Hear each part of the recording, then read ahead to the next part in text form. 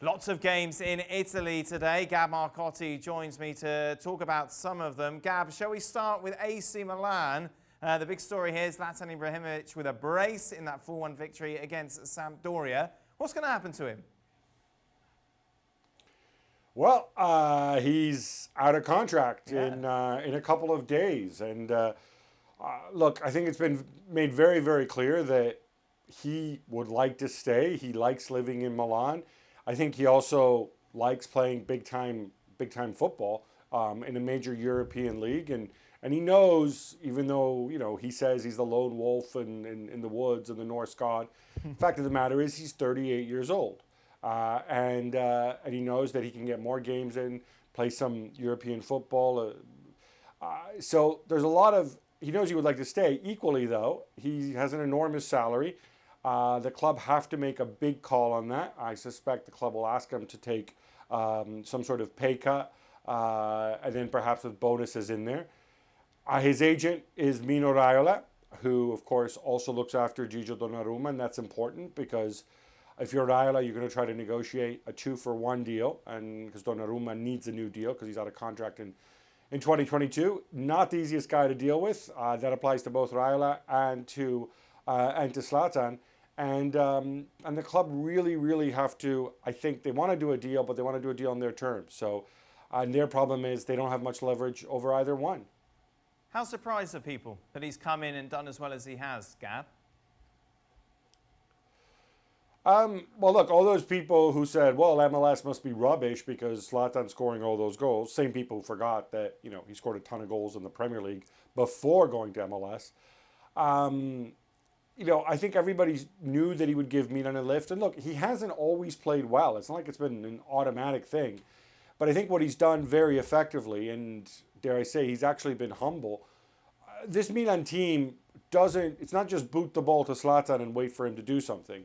Stefano Pioli still had a certain way of playing, and Zlatan integrated into that. And I think that's a great credit to him. The big question mark is, do you bring him back at his enormous salary for next season when you know that, when Zlatan's not around, it's not like you've got, a spare off-brand Zlatan that you can bring in off the bench and then the way the rest of the team plays isn't going to change. So I think that's going to be another big thing that they need to figure out next season. Will Zlatan continue playing with the same attitude that he's been playing with so far this season? And if things go awry, is Zlatan going to become an issue? Is he going to take pot shots, which of course he's been known to do in the past? Meanwhile, Gab, his tally not bad. Nothing, though, compared to Ciro Immobile's, but whose is at the moment. Another goal for him today, meaning he's, 2 off the record, isn't he, going to the final day of the season against Napoli? Well, he needs 1 to equal Gonzalo Higuain, and of course 2 to beat him. And I think this is going to be pretty special because, of course, it is in Naples. Ciro Immobile is from that area. Gonzalo Higuain, of course, set the record in Naples before, as Napoli fans would tell you, pulling his Judas move and going to Juventus.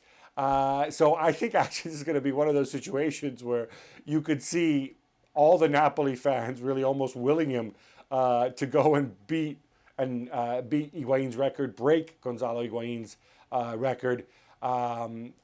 It's an absurd achievement when you think about it. Yes, a lot of penalties in the mix. We know that. We've had this conversation about the penalties.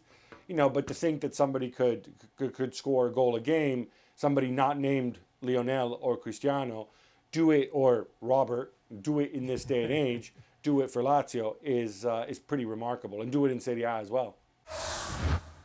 Thanks so much for watching ESPN on YouTube. And for more sports highlights and analysis, be sure to download the ESPN app. And for premium content and live streaming, subscribe to ESPN Plus.